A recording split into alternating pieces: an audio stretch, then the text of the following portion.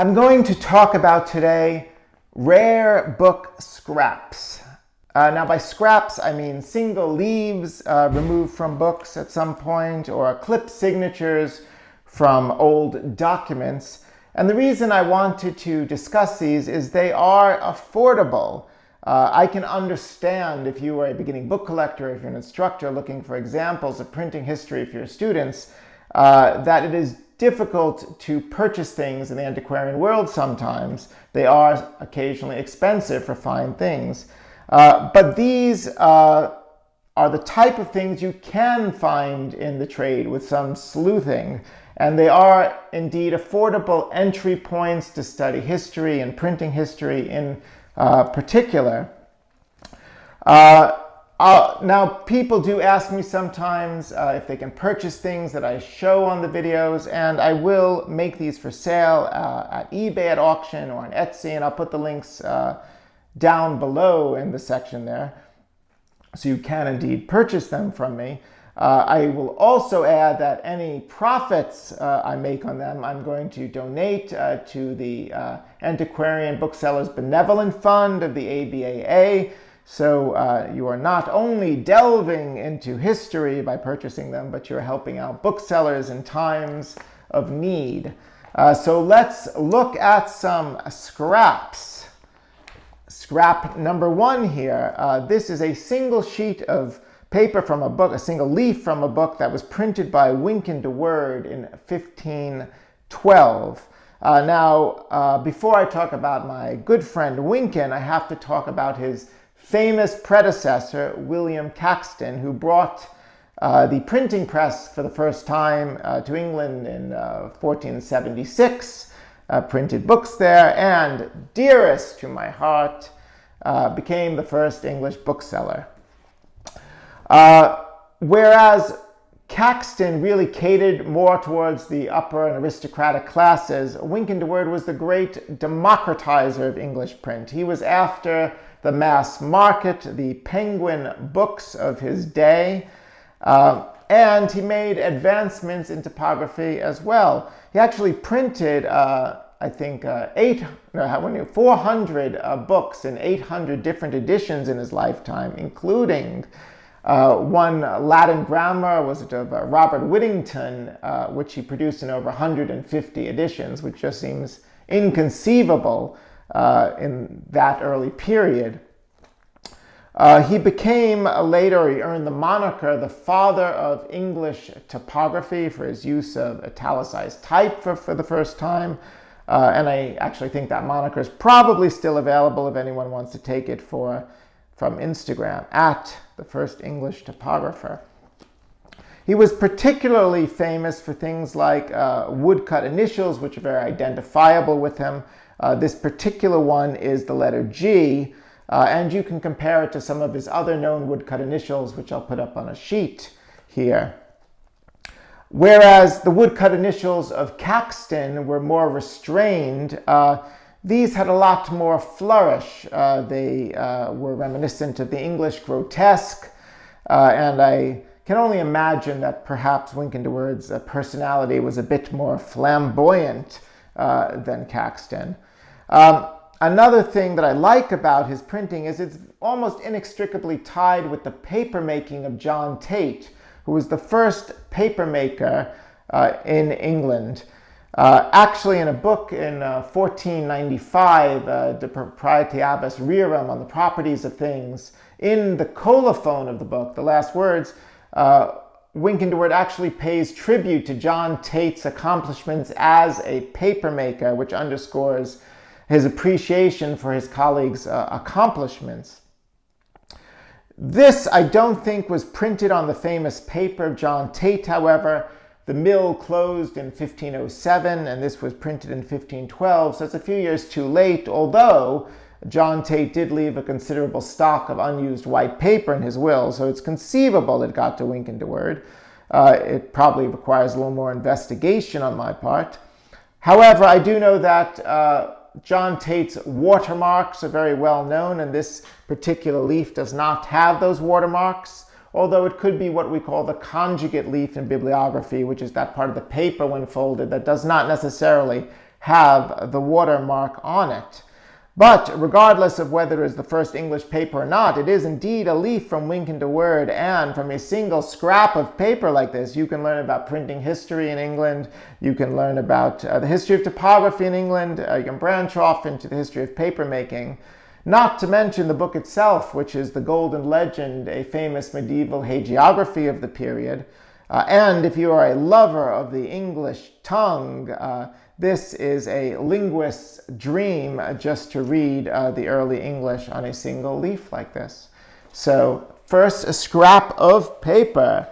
Let's moving on here to scrap of paper number 2. Actually, it's a tract that was removed from a collection of tracts, probably. This is called A Choice Narrative of Count Gondomer's Transactions During His Embassy in England by the renowned antiquary Sir Robert Cotton, and printed in 1659. Now, Robert Cotton is indeed a renowned antiquary. He is well known in book circles for having given the Cotton Library, which forms part of the British Library today. And if you're a lover of library classification systems, which I am sure you are, and I give you permission to name your cat Dewey, you would be interested to learn about his classification system, which was named after famous historical personages in his library, I think, that sat on busts on the wall above the books themselves, so that the British libraries retain that classification system, and you can look up a manuscript which I think is named, for instance, after the Emperor Nero, for example. However, this tract is not actually by Sir Robert Cotton, even though it was attributed to him. It was actually taken from another work of the period, I think it was by Thomas Scott in 1624 or so, called Vox Populi, which is a well-known, a very controversial anti-Spanish political tract. And in the 1620s in England, that was a period where there was a lot of anti-Spanish, anti-Catholic sentiment. After all, there was not too long after they had just fought a war with them, so those sentiments do die hard. And although that they had vanquished them with the Spanish Armada in 1588, there was a political and military stalemate, so to speak, for years after that. Count Gondomer was one of the most famous diplomats of his day, certainly the foremost expert on English-Spanish relations. And this tract more or less has to do with what we call the Spanish match. Now, that is not a football game, although I can say it's a football game if that gets young people interested in antiquarian books. So it is a football game. Well, it's like political football because it had to do with the arranged marriage between the Infanta Maria, the daughter of, I guess it's Philip III, and Prince Charles, the son of King James. Count Gondomer went over and he purportedly relates to the court in Madrid all of the political machinations, the bribery he had to do, everything to advance the Spanish interests.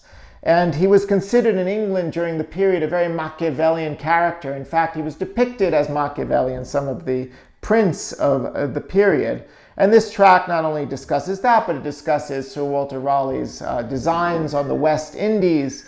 Indeed, Count Gondomer, like Machiavelli, was really responsible for the execution of Sir Walter Raleigh, largely because there was a pact between the Crown of England and the Crown of Spain not to attack Spanish interests, and Sir Walter Raleigh publicly ignored that and continued his privateering, and to appease Count Gondomer, he was executed for that.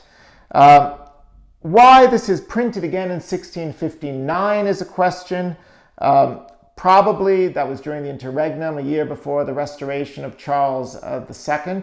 But it was also the period of the Second War between the English and the Spanish. So you can understand that they would want to reprint political propaganda that they had at the ready, as long as it was anti-Spanish, and reattributed to somebody famous to give it that little extra credibility, sort of like a Facebook post.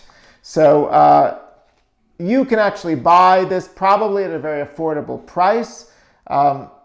And I just think it's remarkable that you can buy something from the mid-17th century that actually discusses Virginia, Barbados, the West Indies, Sir Walter Raleigh, and learn all about the political history of such a fascinating period. Let's move on to scrap number 3. This is such a little scrap. It's one of my favorites. It's actually a cut signature from a historical document, mid-16th century, from England. And it is of John Dudley. And this is sort of like when you take a thread from, they say you pull it and it undoes the tapestry. This is the exact opposite. From a single scrap, a single thread, we can reconstruct the entire tapestry. And we can delve right into Tudor history, but to make it perhaps more relevant to the younger viewers, I think I should have a game on the App Store called Tudorville.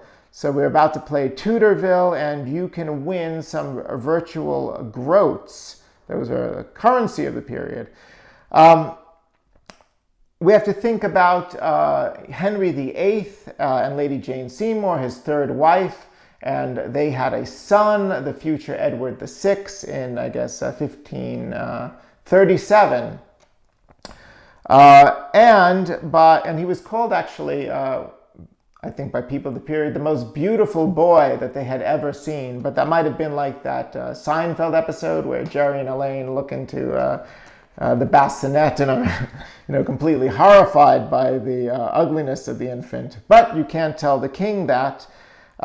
In 1547, when Henry VIII died, Edward VI assumed the throne at the age of only 9 years old, and he was known as the Boy King. And you can see him depicted as such on some of the hammered silver coins of the period, etc. Now, as head of England and only 9 years old, you certainly need a regent, a caretaker of the government. John Dudley Sr. was the Duke of Northumberland and the second regent, I think, from 1550 to 1553. So he more or less ran the English government.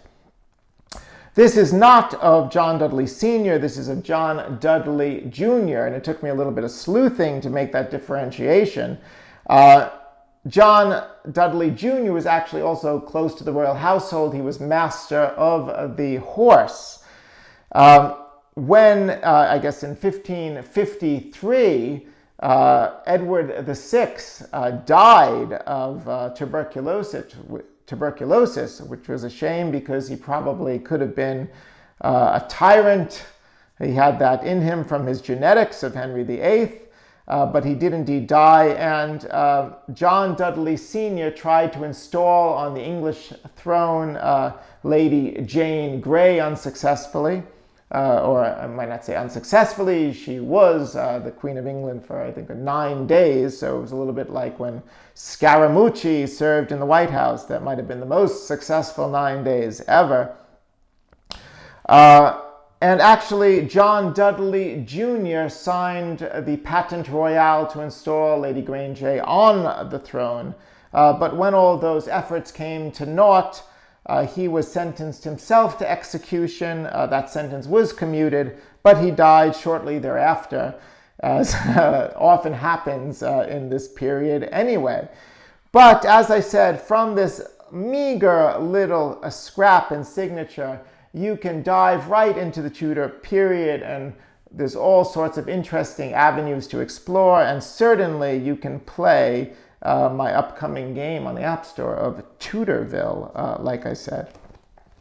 So those are 3 historical scraps from the rare book world. And like I said, those type of things, if not these 3, are available if you go to book fairs, if you look at online auctions, if you do some sleuthing around, you will find affordable treasures. And thank you so much for watching, and certainly reach out to me anytime, and do subscribe.